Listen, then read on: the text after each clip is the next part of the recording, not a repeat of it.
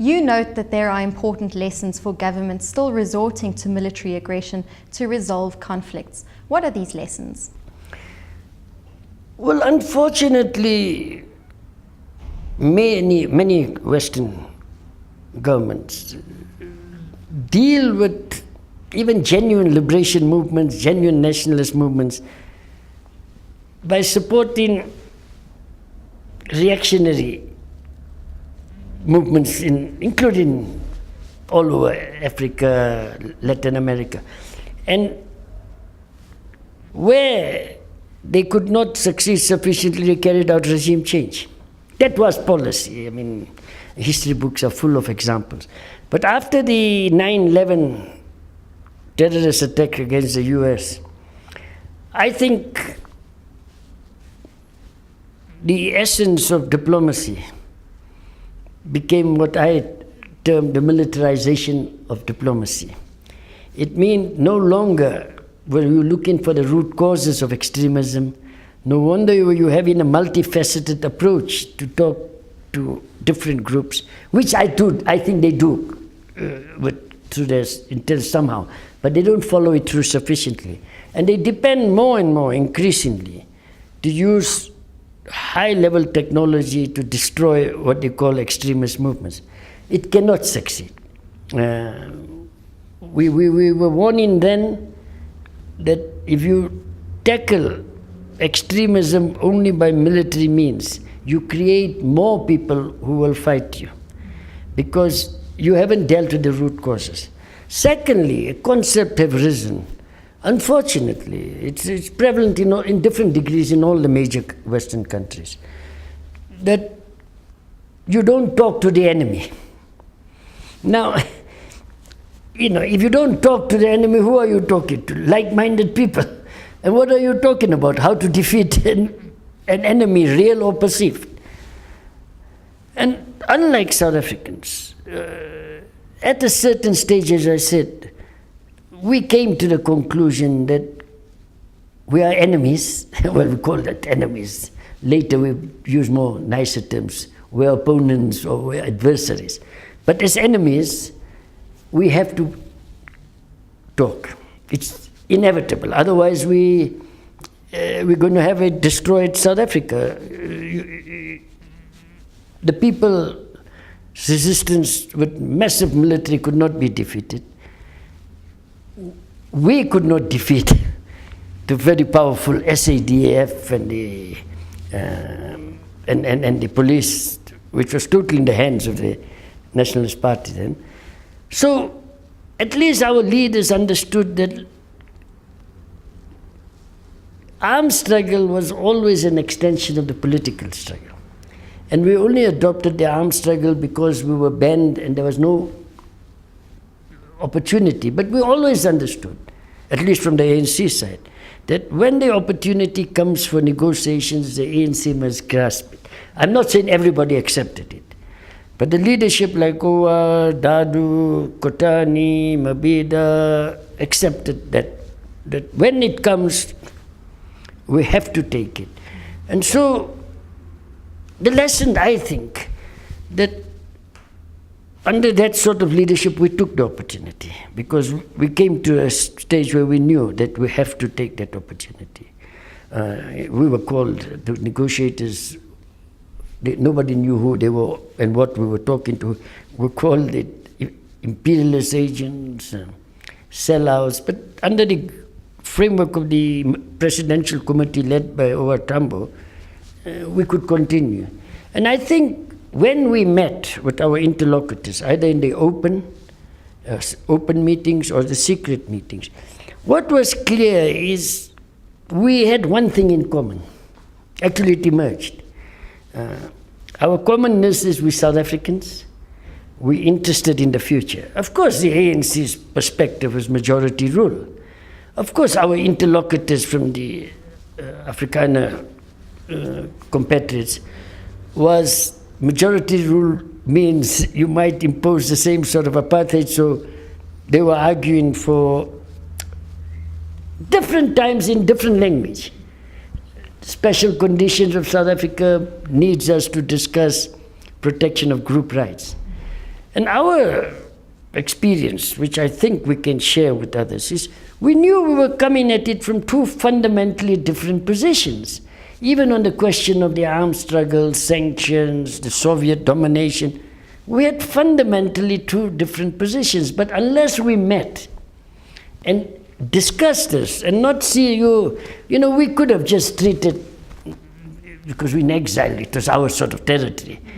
People who came out as, you are the enemy, you have oppressed us, you're responsible for killing my uncle, my auntie, you are, etc. You could have done that. But we understood that for us to succeed, we must understand their fears, and they must understand our aspirations, and see how we can compromise without losing our fundamental principles. That we made clear, that on the fundamental principles, the ANC cannot shift. But that doesn't mean you can't look at their fears and see how we accommodate it. And that is why we were very insistent on the Bill of Rights and constitutional principles that will guarantee in any future South Africa. We were nowhere near coming to the talks and eventually, but we were discussing with our interlocutors. We are in total support of Bill of Rights. We're in total support of multi-party democracy, besides the non-racialism, mixed economy, and let us now see what that means. But we made clear that a mixed economy that doesn't fundamentally look at the nature of our economy and deal with the gap between the have and have-nots will not give us stability. So we need to look at it both from the private sector, from the government, and from the ANC. We would have to see what compromises we make. And in the end, we did say, as they were discussing in CODESA, that, look, we're not adverse to a transitional period to help satisfy your constituency, and so we're willing for a government of national unity. My own view was that that should have opened up the space to de-racialize politics.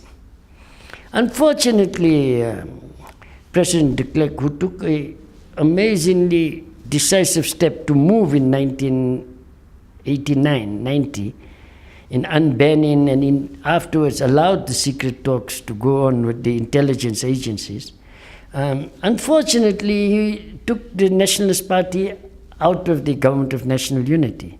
I think that was a mistake. I think in the Government of National Unity you could not put it in the constitution permanently. But there was no serious objection in the ANC in working with the Government of National Unity in changed circumstances, and then use our platform to enter the townships and everywhere else to really build an opposition, but that's in partnership.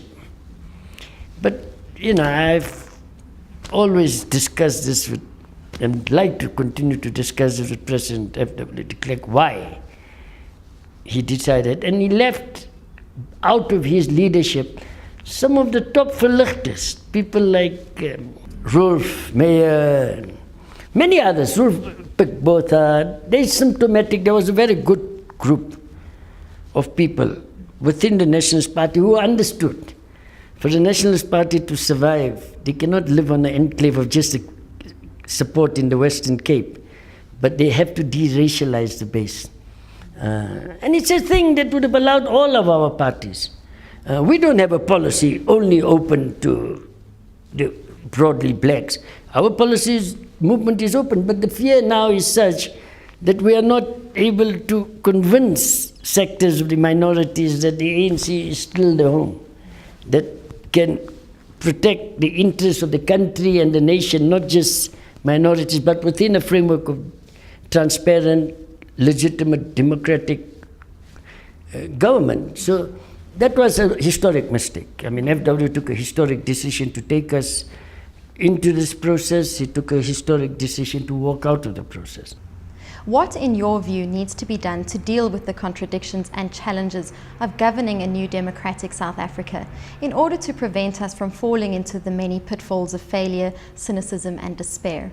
What's your hope for South Africa? Well, I think ANC is no different from many other organizations and anti-colonialist movements. When we go into government, we neglect party organization. It's not a secret. Our conference in 91 in Durban, our first conference internally, and every conference subsequently said this. But because we were so caught up in governance that we ignored party building, too many people joined the ANC for different reasons. Pre-democracy, people joined the ANC, they knowing they can go to prison, they can die, they'll go into exile, they'll be impoverished. Because they had a vision, and their mission was to serve the people. I think that after 1994, we were aware intellectually, but we did not take the necessary steps to ensure that our ranks were not filled with a lot of cadres who had seen the ANC as a stepping stone for self-enrichment or economic survival. And I think we are experiencing that now. So the signs of cronyism, the signs of corruption, the signs of increase in racism, increase in xenophobia, ethnic tensions are growing. And people will try to exploit these differences. And it's not for the common good, for very narrow specific interests. Now, we inherited a very complex society in 94. The economy had practically collapsed. The nature of the economy was such that the small elite controlled the whole economy practically. The gap between the have and have-nots was very great. Social services for the vast majority were practically at a minimum level.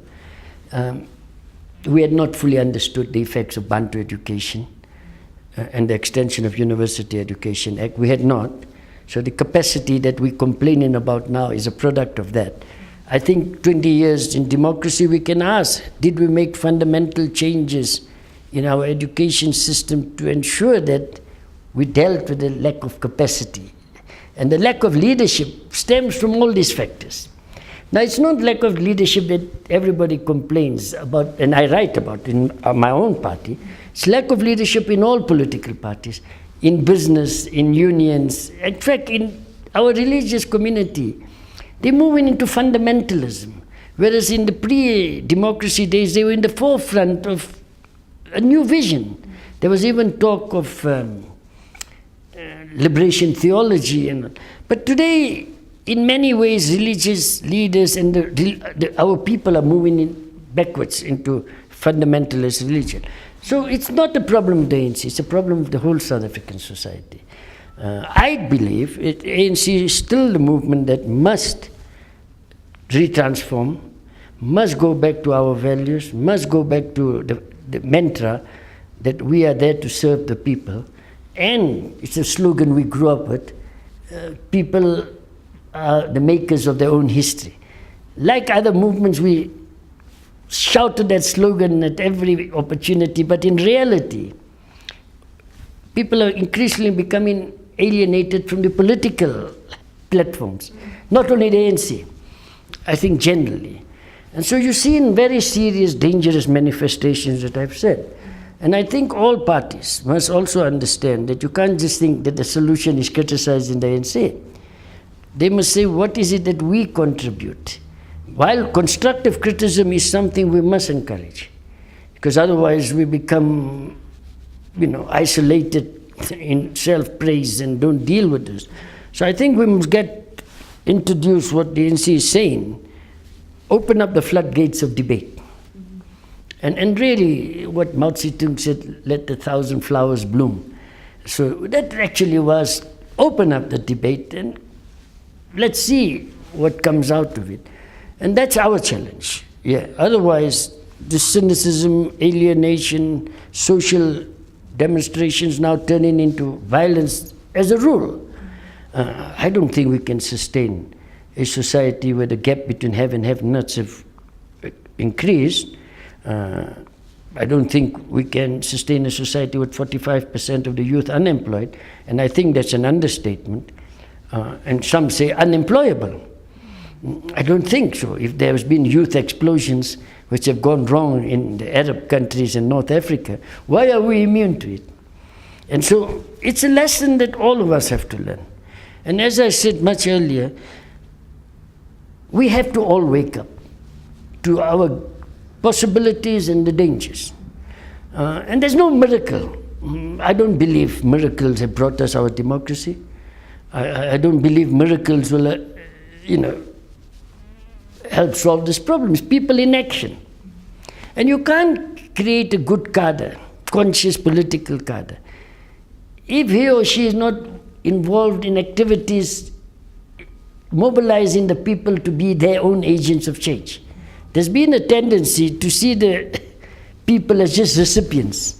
So we're a charity organization. There's a tendency. I'm not saying that's what government was working to do, but you can't build a new society based on the concept of handouts, because you demobilize people, because people just believe that then they must just wait to receive. And what happens in the absence of them thinking there's channels where the issues can be dealt with, because our local government structures are the weakest link of governments. If their views cannot be taken seriously by what they call the politicians, what do? They rebel. They burn down their own institutions that have even been built after '94. Now that's a mindset that we must be worried about. Because when people get that desperate, that they burn down schools and they burn down libraries, now that's reaching a stage of anarchy. And there were some political forces exploiting the xenophobic attacks. And in fact, now it's turning into, and we must be careful not just to call everything counter-revolution.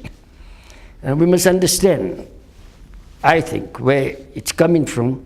And now, I see the Deputy President at a Gauteng conference said, we must accept that we have lost touch with the masses, which is quite an admission. So now, having said that, what actions are we going to take to get back to the masses? Not to mobilize them for the next election, because then you mobilize in wrongly, not on a political issue. What would you like to say to today's leaders? Well, I think it's based on my view that our generation now has to make way. The generation that came after us were the 70s, and the black consciousness generation who swelled our ranks. I think time has come for them to prepare for the next generation of leaders, but leaders that are not there just to work the system in their interests. Young leaders who will develop within the framework of unity in action to become leaders that we had of the Tambos, the Mandelas, Bekes, the Sisulus, etc. That's what we must now wish for. And I think there are thousands, literally, since the Mandela era, not that many, to the black consciousness, post-black consciousness era, who are still very committed to genuine transformation, serving the people. I think we must mobilize them all in this broader vision of South Africans uniting in our different trenches, different politics, but uniting with one vision for the nation and the country. We have a heaven on earth here, actually. Look at what's happened in the rest of the world. And that's one of the reasons is outside interference, the militarization of democracy, and organizational weaknesses and leaders. Now, given our history, we don't have to go that route. And that's what I believe, that South Africans have risen unexpected to great heights. And I talk of everybody, not just my movement, the ANC, I'm talking of everybody. And the challenges today demands that we once again, as South Africans, rise to these challenges. That's our hope for the country. That was former South African politician Aziz Pahad speaking about his memoir, Insurgent Diplomat, Civil Talks or Civil War.